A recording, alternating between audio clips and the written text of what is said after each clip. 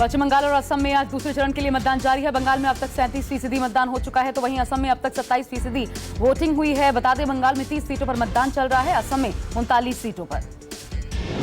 बंगाल में वोटिंग के दौरान हिंसा और बवाल की भी खबरें हैं। डेबरा विधानसभा के नवपारा में बीजेपी उम्मीदवार भारती घोष ने टीएमसी कार्यकर्ताओं पर आरोप लगाया। कहा, टीएमसी के गुंडों ने घेरा और पोलिंग एजेंट से मारपीट की। भारती घोष के आरोपों के बाद गांव वालों ने भारती घोष और बीजेपी के पोलिंग एजेंट को घेरा। गांव वालों का आरोप, भारती घोष बाहर से लोगों को लेकर आई। गांव वालों ने खूब हंगामा किया। गांव में तनाव का माहौल। गांव वालों के हंगामे के बाद बीजेपी उम्मीदवार भारती घोष और उनके समर्थकों ने डेबरा में सड़क पर जाम लगाया और जमकर नारेबाजी की, जिस दौरान सड़कों पर गाड़ियों की लंबी कतार देखने को मिली। पुलिस की सख्ती के बाद जाम खुला। नंदीग्राम से उम्मीदवार शुभेंदु अधिकारी ने वोट डाला। शुभेंदु बाइक पर बैठकर वोट डालने पहुंचे। बीजेपी के शुभेंदु अधिकारी शुभेंदु नंदीग्राम से ममता बनर्जी के खिलाफ चुनावी मैदान में हैं। बंगाल के नंदीग्राम में टीएमसी ने बीजेपी पर कई बूथों पर व्यवधान पैदा करने का आरोप लगाया। टीएमसी समर्थकों का कहना है, टीएमसी उम्मीदवारों को बीजेपी के समर्थक पोलिंग बूथ के भीतर नहीं जाने दे रहे।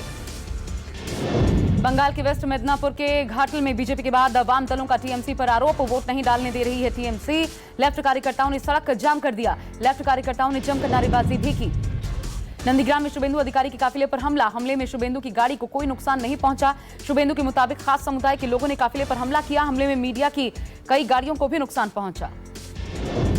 बांकुड़ा से टीएमसी उम्मीदवार और अभिनेत्री सायंतिका बनर्जी पोलिंग बूथ पर पहुंची। सायंतिका बनर्जी ने न्यूज 24 से बात करते हुए ईवीएम में गड़बड़ी का आरोप लगाया। कहा, वोटिंग मशीन में गड़बड़ी की वजह से उनके कई समर्थक बिना वोट किए ही वापस लौट गए। पश्चिमी मेदिनीपुर के मोशदा इलाके में मारपीट हुई। बीजेपी ने शिकायत दर्ज करवाई। बीजेपी का आरोप, बीजेपी एजेंट की गाड़ी भी तोड़ी गई, खूब मारपीट की गई। नंदीग्राम में मतदान प्रक्रिया की निगरानी के लिए बंगाल में मुख्य निर्वाचन कार्यालय के ऑफिस में एक विशेष सेल का गठन किया गया है। कुल मतदान केंद्रों में से 75% की वेबकास्टिंग हो रही है। नंदीग्राम के 267 बूथों पर कई कैमरे लगाए गए हैं ताकि वोटिंग लाइव देखी जा सके। नंदीग्राम में रजिस्टर्ड 2,75,000 मतदाताओं में से लगभग 62,000 अल्पसंख्यक मतदाता हैं। नंदीग्राम के बथुआबाड़ गांव में 28 नंबर बूथ के पास बीजेपी कार्यकर्ता ने खुदकुशी कर ली। खुदकुशी करने वाले कार्यकर्ता का नाम उदय शंकर है। बीजेपी बोली, धमका रही थी टीएमसी। दूसरे चरण की वोटिंग से ठीक पहले पश्चिम बंगाल के पश्चिम मेदिनीपुर में केशपुर में एक टीएमसी कार्यकर्ता की चाकू गोदकर हत्या। वारदात के बाद पूरे इलाके में तनाव। असम के दौरे पर आज पीएम मोदी कोकराझार में प्रधानमंत्री ने जनसभा को संबोधित किया। कहा, असम की धरती बार बार यहां आना मेरा सौभाग्य है। हम सब मिलकर असम का विकास करेंगे। वहीं कांग्रेस पर निशाना साधते हुए कहा, असम ने कांग्रेस को रेड कार्ड दिखा दिया है। बंगाल में भी आज पीएम की 2 रैलियां। केंद्रीय गृह मंत्री अमित शाह ने पुडुचेरी में रोड शो किया। उससे पहले अमित शाह ने सीतानंद मंदिर में पूजा अर्चना की। बता दें, पुडुचेरी में 6 अप्रैल को 30 सीटों के लिए मतदान होना है। यूपी के सीएम योगी आदित्यनाथ आज केरल के दौरे पर हैं। इस दौरान योगी ने केरल के अल्पुझा में रैली को संबोधित किया। केरल के पठानहिट्टा में मेगा रोड शो भी किया। आज एक और रैली को भी संबोधित करेंगे। देश में तेजी से बढ़ रहे हैं कोरोना के केस। 24 घंटों के भीतर 72,330 कोरोना मरीजों की पुष्टि। एक दिन में 459 लोगों की मौत। अब तक 1,62,000 से ज्यादा लोगों की जान ले चुका है कोरोना। महाराष्ट्र में कोरोना के 24 घंटे में 39,544 नए मामले सामने आए। 227 मरीजों की मौत। महाराष्ट्र में मरीजों की संख्या 28 लाख के पार।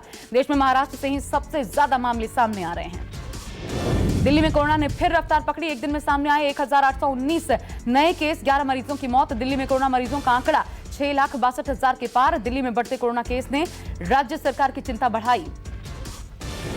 आज से देश में शुरू हुआ वैक्सीनेशन का तीसरा फेज। इसके तहत 45 साल या उससे ज्यादा उम्र के सभी लोगों को वैक्सीन लगाई जाएगी। अभी 60 साल से ऊपर के हर व्यक्ति को वैक्सीन लग रही थी। वैक्सीन के लिए कोविन पोर्टल और आरोग्य सेतु ऐप के जरिए रजिस्ट्रेशन करवाया जा सकता है। अगर पोर्टल पर रजिस्ट्रेशन नहीं करा सकते तो वैक्सीनेशन सेंटर पर जाकर सीधे रजिस्टर करवा सकते हैं। स्लॉट खाली होने पर तुरंत वैक्सीन लगाई जाएगी।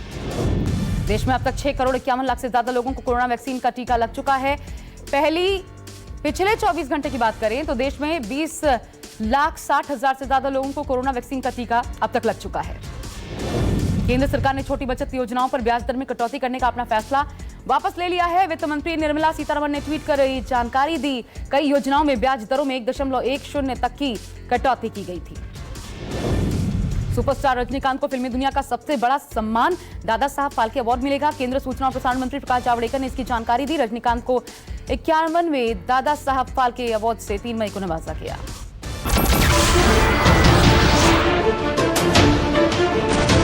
नमस्कार, मैं हूं मानक गुप्ता।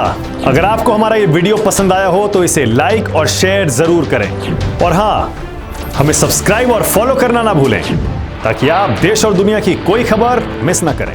तो जुड़े रहिए हमारे साथ और देखते रहिए न्यूज़ 24।